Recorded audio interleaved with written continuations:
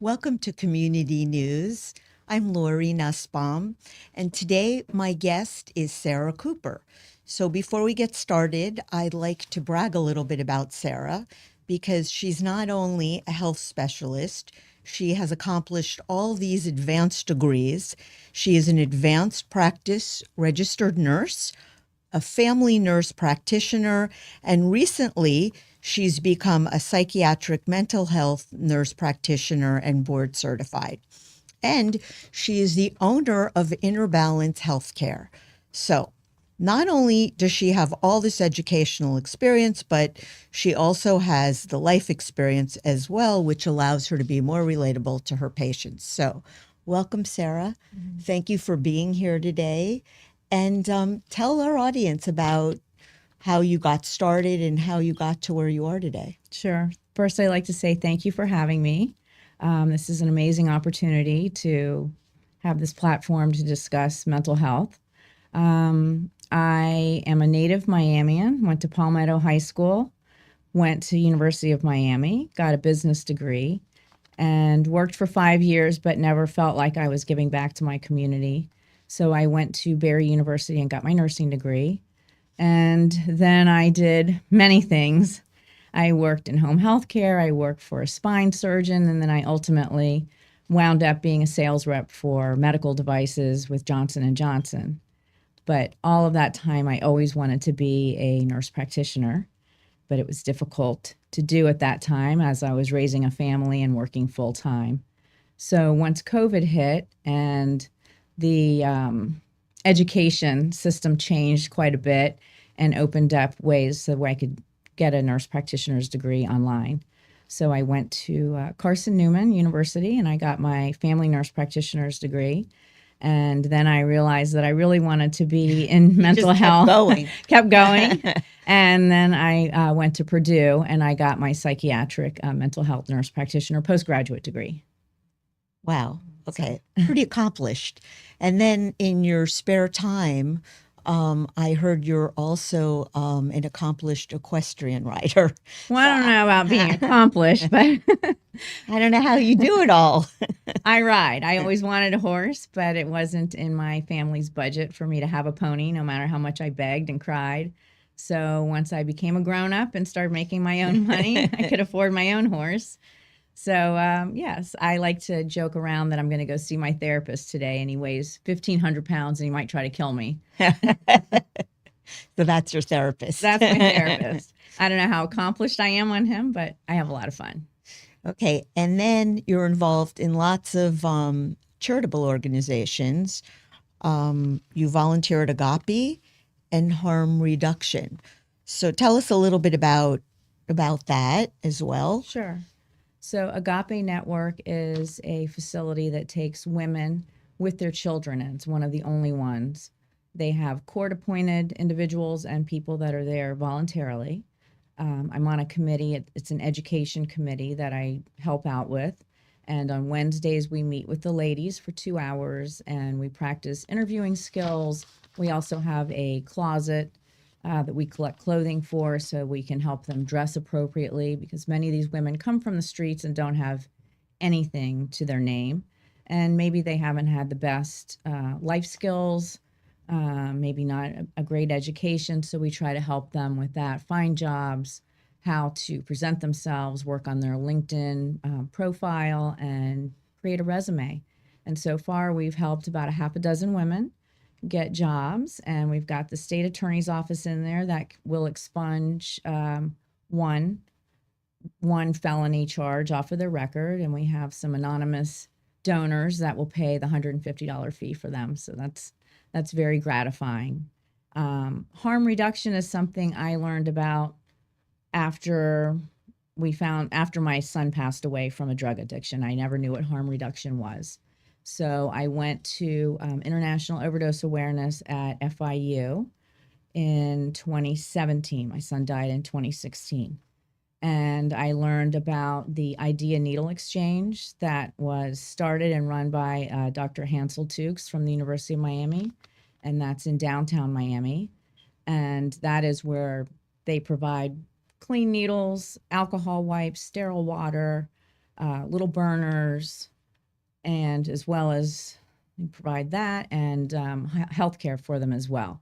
So they have a van that comes, I believe it's once a month, and the medical students will provide health care for the individuals. And there's always recovery available for them if they're interested, but nobody tries to push it on them. Then I have been involved with Fentanyl, that's run by Thomas Guerra. Right. Sorry, I mispronounced his name. And we do harm reduction training on campus at University of Miami and FIU, as well as public places, whoever's interested in it. So we do that. And I can tell you what harm reduction is if you'd like me to go into that. No, I don't. I'm amazed at like what you do, and I think it's incredible, which is what brought you to being being a mental health specialist. It's truly unbelievable. But yeah, tell me about that. Harm reduction. Yes, so harm reduction, we've been doing it most of our lives and people don't know what it is. But when you woke up this morning and you brushed your teeth, that's harm reduction. You're reducing the harm inflicted on your teeth, by cavities. Then when you get in your car, you put your seatbelt on. That's harm reduction. If you have a baby, you put them in a car seat. That's harm reduction. If you're going to go outside and put sunscreen on, that's harm reduction. But in persons that are struggling with addiction, harm reduction is keeping them alive until they're ready to seek recovery. So it can be in the form of needle exchange programs where they're given clean needles. It can be in the form of having Narcan, which will reverse an opioid overdose if it's given in the right amount of time. So harm reduction is really trying to keep that person alive and providing what they need to maintain their ability to be as healthy as they can be until they want to reach recovery, because you're not pushing recovery on them. Never. Never, because if somebody's not ready to have recovery, it can be court ordered. Right. It can be from your parents that we're going to take everything away from you. We're going to throw you outside. You can't have this. You can't have that.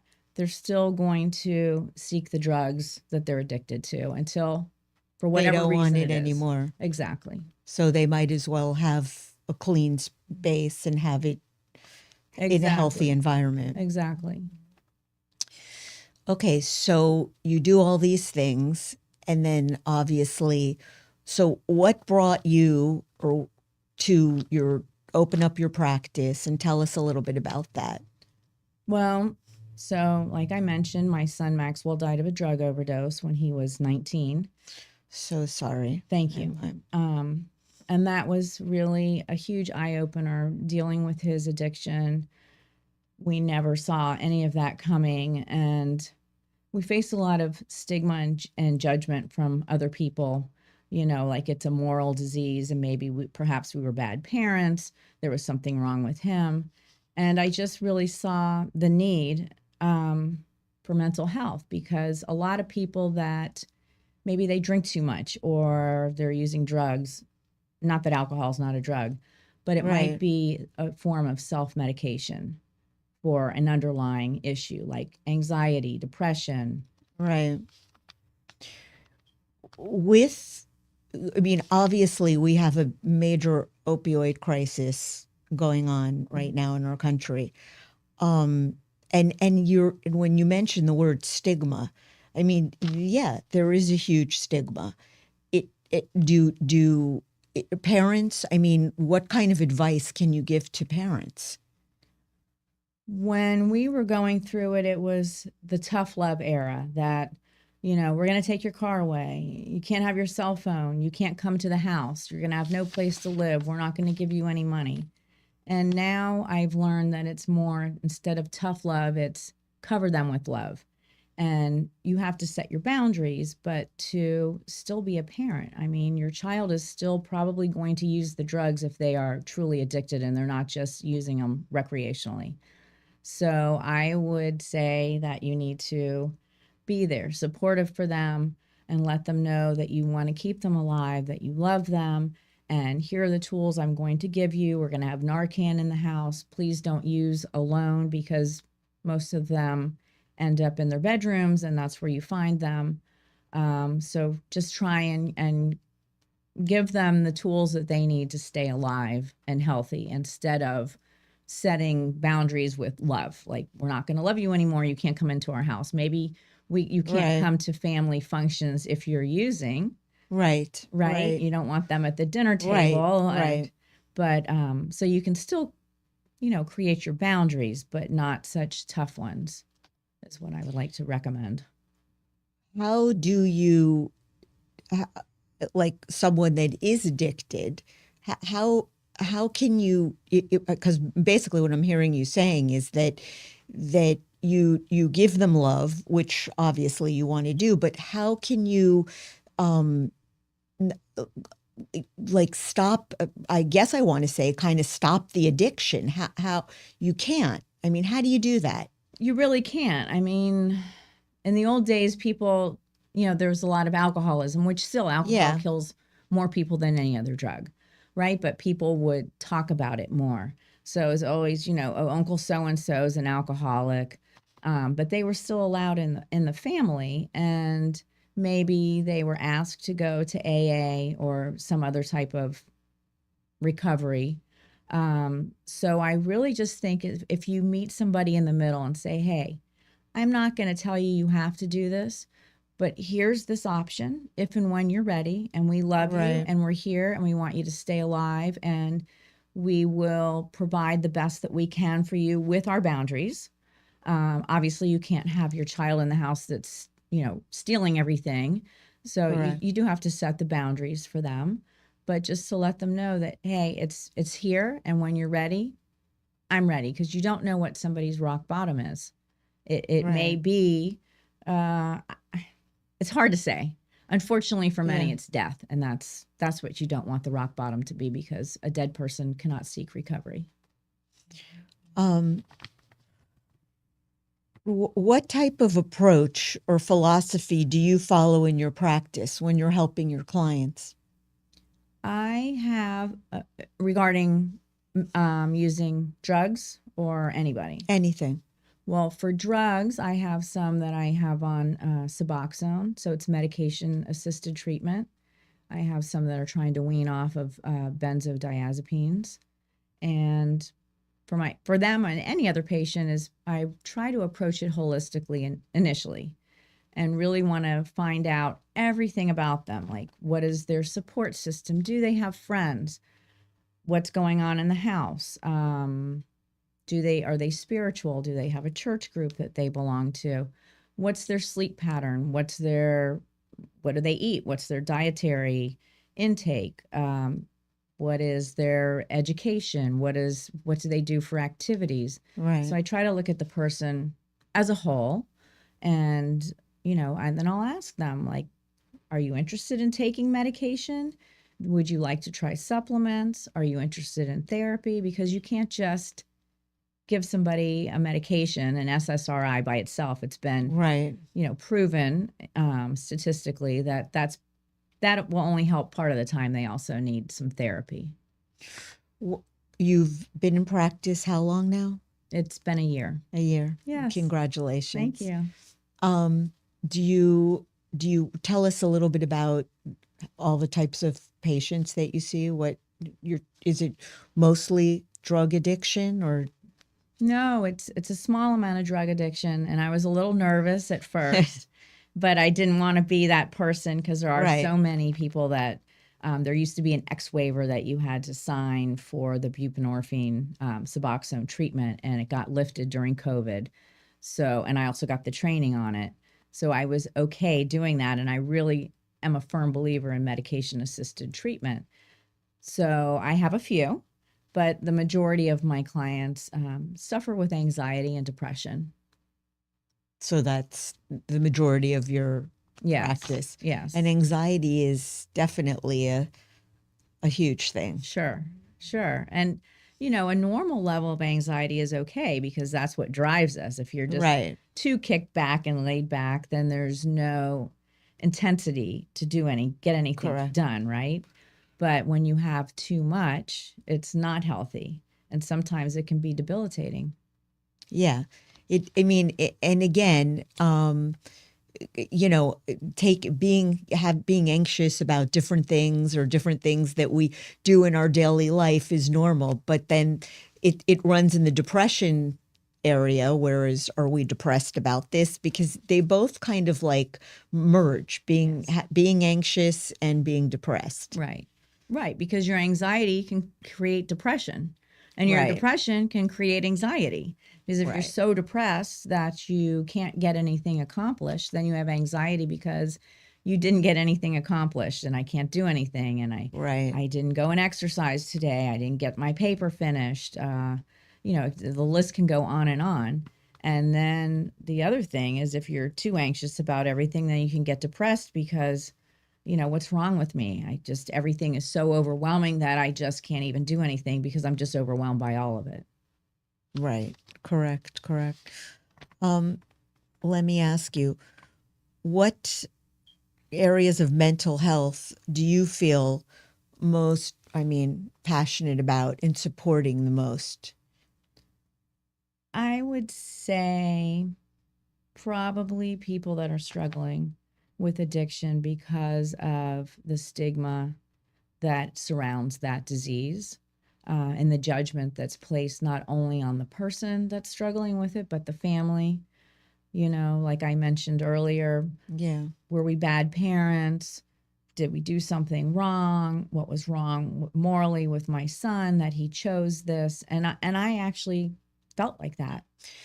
Do you think that there's peer pressure, or is it genetically inside of you? I think it's a little bit of both. I mean, people that have a couple of children, more than one, obviously, you can see they're not the same child, and they're raised in the Right. same household with the same set of rules, the Right. same set of morals, going to the same school, having all the same opportunities. And one can choose a path completely different than another one. So there's definitely a genetic factor involved. And the same with, why does somebody become an alcoholic where their Right. sister or brother can drink socially and never become an alcoholic? Or one person, when you're experimenting with drugs, if you're one of those people that experiments, and it could be anything. It doesn't have to be, there's no gateway like, oh, marijuana is the gateway, because you could say, well, Coca-Cola is the gateway Right. to alcohol, or alcohol is the gateway. So, just if somebody is one of those that likes to experiment, I think it depends if they're self-medicating, right? Because they have an underlying mental health disorder, such as anxiety, depression. Right. Yeah. Which can lead you into that. Exactly. Like social anxiety is a big one. So if you pop a Xanax, well, that calms you right down, and you feel Right. really comfortable being around other people, and you don't feel that Right. everybody's looking at me. I don't know how to behave. And that's an easy one to get hooked on. And a lot of these drugs are readily available in people's medicine cabinet. and they're addictive. So when you take the drug, you may not have a precursor to that. Maybe it's not genetic, but you start taking it and then you become addicted. Right. I think we saw that, 10 years ago when we ran into those pill mills, and the opioid crisis began because we shut the pill mills down. And I'm not saying that we shouldn't have. I mean, there's a lot involved in that. But, if somebody has chronic pain, let's say, so they were getting OxyContins all the time, and your tolerance builds up quickly to it. So you need more, and you don't even realize after 2 weeks, you're physically addicted. Not so much psychologically, but physically addicted, where your body is craving it. And without it, you have withdrawals of shakes, nausea, like terrible flu-like symptoms. So then you're going to continue taking it. I heard that you spoke at University of Miami, I guess as an alumni as well. Yes. That must have been incredible. And you spoke about your Maxwell's journey. Yes. And do you want to talk a little bit about it or mention anything about what you spoke about? Sure. So it was International Overdose Awareness. And F-fentanyl is the group that I was speaking with. And we were teaching about harm reduction and the statistics of overdose. And I'm alumni there. So I did speak about my son Maxwell and how he became involved in drugs. He had a tonsillectomy and adenoidectomy the summer before ninth grade. So he came home with bottles of Percocets and liquid Vicodin. And I knew already from parents that have older siblings, make sure you keep that stuff out of reach because all the kids get they find out and everybody wants it. So I was very strict about it. But pain is a very subjective thing. So Correct. what I feel is different than what you feel. And the doctors are giving me all this medication. So it must be a painful experience. And he's asking for it around the clock and we're giving it. But again, monitoring. And then he had a complication. He threw the clot that forms in the tonsil cavity. So he was bleeding pretty badly. We had to take him back to the hospital and they had to operate again. So, he was on it longer than normal and he liked it.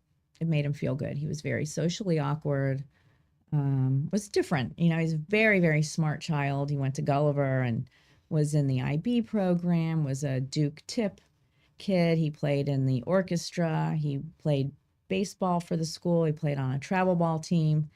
Never had to tell him to do his homework. He got straight A's, and but he was very socially awkward. He didn't have a lot of friends and didn't really know where he fit in. And the drugs made him feel good, and we didn't realize that. Right. Yeah. Okay. We've got a few minutes left. Do you want to take a couple questions? Sure. Anyone in the chat, Rochelle?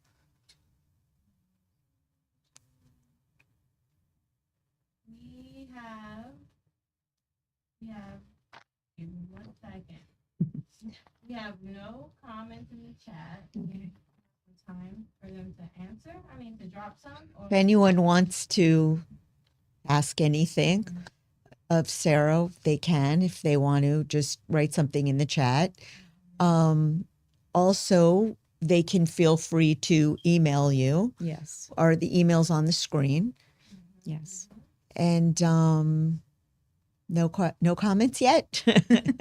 Okay, then in that case, I want Sara, whatever, if you have anything that you want to share with our audience.